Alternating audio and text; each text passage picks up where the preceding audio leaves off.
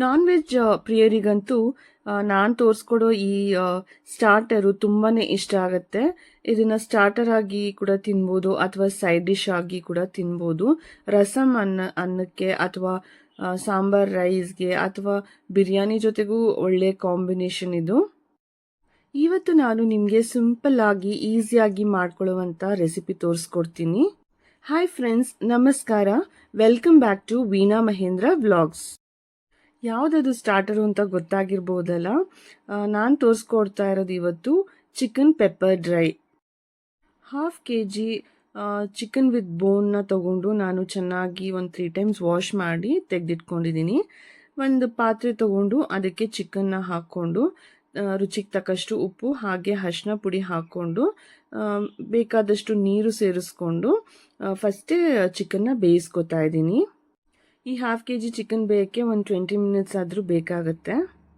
ಈಗ ಫ್ರೈನ ರೆಡಿ ಮಾಡ್ಕೊಳ್ಳೋಣ. ಒಂದು ಪ್ಯಾನ್ನ ಒಲೆ ಮೇಲೆ ಇಟ್ಕೊಂಡು ಅದಕ್ಕೆ ಒಂದು 2 ಟೀ ಸ್ಪೂನ್ ಎಣ್ಣೆ ಸೇರಿಸ್ಕೊಂಡಿದ್ದೀನಿ. ಒಂದು 5-6 ಹಸಿಮೆಣಸಿನ್ಕಾಯಿನ ಉದ್ದಕ್ಕೆ ಹೆಚ್ಚಿಟ್ಕೊಂಡಿದ್ದೀನಿ. ಜೊತೆಗೆ ಒಂದು ಹಿಡಿಯಷ್ಟು ಕರಿಬೇವು ಹಾಗೆ ಒಂದು ದೊಡ್ಡ ಗಡ್ಡೆ ಬೆಳ್ಳುಳ್ಳಿನ ಬಿಡಿಸ್ಕೊಂಡು ಜಜ್ಜಿ ಇಟ್ಕೊಂಡಿದ್ದೀನಿ. ಎಣ್ಣೆ ಕಾದಿದೆ ನೋಡಿ, ಅದಕ್ಕೆ ಫಸ್ಟ್ ನಾನು ಹಸಿಮೆಣಸಿನ್ಕಾಯಿ ಸೇರಿಸ್ಕೊಂಡು ಚೆನ್ನಾಗಿ ಫ್ರೈ ಮಾಡ್ಕೊತಾ ಇದ್ದೀನಿ.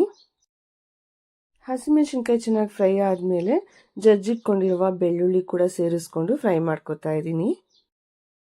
ಬೆಳ್ಳುಳ್ಳಿ ಸ್ವಲ್ಪ ಫ್ರೈ ಆದಮೇಲೆ ಒಂದು ಹಿಡಿಯಷ್ಟು ಕರಿಬೇವಿನ ಸೊಪ್ಪು ಕೂಡ ಸೇರಿಸ್ಕೊತಾ ಇದ್ದೀನಿ. ಈ ಡ್ರೈ ಪೆಪ್ಪರ್ ಚಿಕನ್ಗೆ ಕರಿಬೇವು ಸೇರಿಸೋದ್ರಿಂದ ಒಂಥರ ಡಿಫ್ರೆಂಟ್ ಆಗಿ ಫ್ಲೇವರ್ ಬರುತ್ತೆ.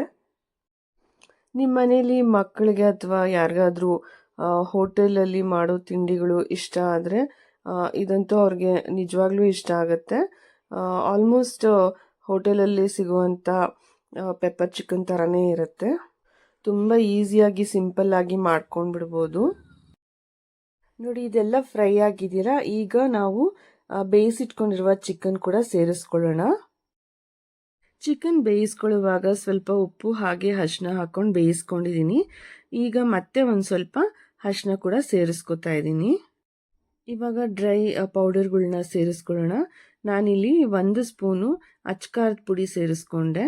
ಹಾಗೆಯೇ ಒಂದು 1/4 tea spoon garam masala, 1 tea spoon ಧನಿಯಾ ಪುಡಿ ಕೂಡ ಸೇರಿಸ್ಕೊತಾ ಇದ್ದೀನಿ. ಈಗ ಪೆಪ್ಪರ್ ಚಿಕನ್ಗೆ ಮೇನ್ ಇಂಗ್ರೀಡಿಯೆಂಟ್ ಹಾಕ್ತೇ ಇರೋಕ್ಕಾಗತ್ತಾ? ಹಾಗಾಗಿ ನಾನು ಸ್ವಲ್ಪ ಹೆಚ್ಚಾಗಿ ಪೆಪ್ಪರ್ ಪೌಡ್ರನ್ನ ಸೇರಿಸ್ಕೊತಾ ಇದ್ದೀನಿ. ಇಲ್ಲಿ ಪೆಪ್ಪರ್ ಅಥವಾ ಖಾರದ ಪುಡಿ ನಿಮ್ಮ ರುಚಿಗೆ ತಕ್ಕಷ್ಟು ಸೇರಿಸ್ಕೊಳ್ಳಿ.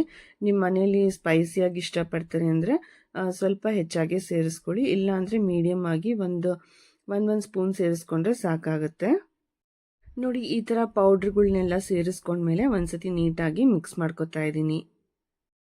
ಇದು ಸ್ಟಾರ್ಟರ್ ಆಗಿ ತುಂಬಾ ಚೆನ್ನಾಗಿರುತ್ತೆ. ಯಾವುದಾದ್ರೂ ಪಾರ್ಟೀಸು ಆ ಥರ ಮಾಡಿದಾಗ ಸ್ಟಾರ್ಟರ್ಸ್ ಆಗಿ ಕೂಡ ಸರ್ವ್ ಮಾಡ್ಬೋದು. ಅಥವಾ ನಾನು ಆಗಲೇ ಹೇಳ್ದಂಗೆ ಅನ್ನ ರಸಮ್ ಮಾಡ್ಕೊಂಡಾಗ ಸಿಂಪಲ್ಲಾಗಿ ಒಂದು ಸೈಡ್ ಡಿಶ್ ಬೇಕು ಅಂದಾಗ ಈ ಥರ ಪೆಪ್ಪರ್ ಚಿಕನ್ ಮಾಡ್ಕೋಬೋದು. ಅಥವಾ ನೀವು ಬಿರಿಯಾನಿ ಮಾಡ್ಕೊಂಡಾಗಲೂ ಕೂಡ ಇದನ್ನು ಸೈಡ್ ಡಿಶ್ ಆಗಿ ಕೂಡ ಯೂಸ್ ಮಾಡ್ಬೋದು. ಸಾಂಬಾರ್ ರೈಸ್ ಕೂಡ ಚೆನ್ನಾಗಿರುತ್ತೆ. ನಾನು ನಮ್ಮ ಮನೇಲಿ ಯಾವಾಗಲೂ ಮಾಡ್ತಾ ಇರ್ತೀನಿ. ಆವಾಗವಾಗ ತುಂಬ ಇಷ್ಟಪಟ್ಟು ತಿಂತೀವಿ ನಾವೆಲ್ಲರೂ. ಒಂದ್ಸತಿ ನೀಟಾಗಿ ಮಿಕ್ಸ್ ಮಾಡಿಕೊಂಡು ಪ್ಲೇಟ್ ಮುಚ್ಚಿ 1-2 ನಿಮಿಷ ಹಾಗೆ ಬಿಟ್ಬಿಡೋಣ. ಸ್ವಲ್ಪ ಖಾರ ಎಲ್ಲ ಚೆನ್ನಾಗಿ ಹಿಡ್ಕೊಳ್ಳುತ್ತೆ. ಮತ್ತು ಪ್ಲೇಟ್ ತೆಗೆದು ನೋಡಿ ಮಿಕ್ಸ್ ಮಾಡ್ಕೊತಾ ಇದ್ದೀನಿ ಒಂದ್ಸತಿ.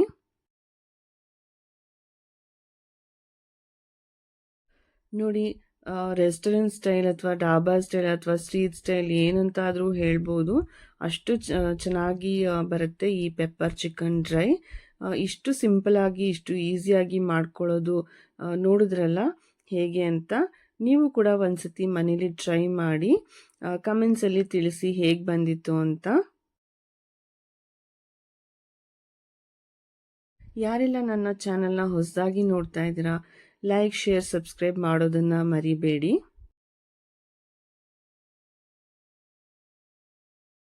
ಇನ್ನಷ್ಟು ಇಂಟ್ರೆಸ್ಟಿಂಗ್ ರೆಸಿಪಿಗಳೊಂದಿಗೆ ನಿಮ್ಮ ಮುಂದೆ ಬರ್ತೀನಿ.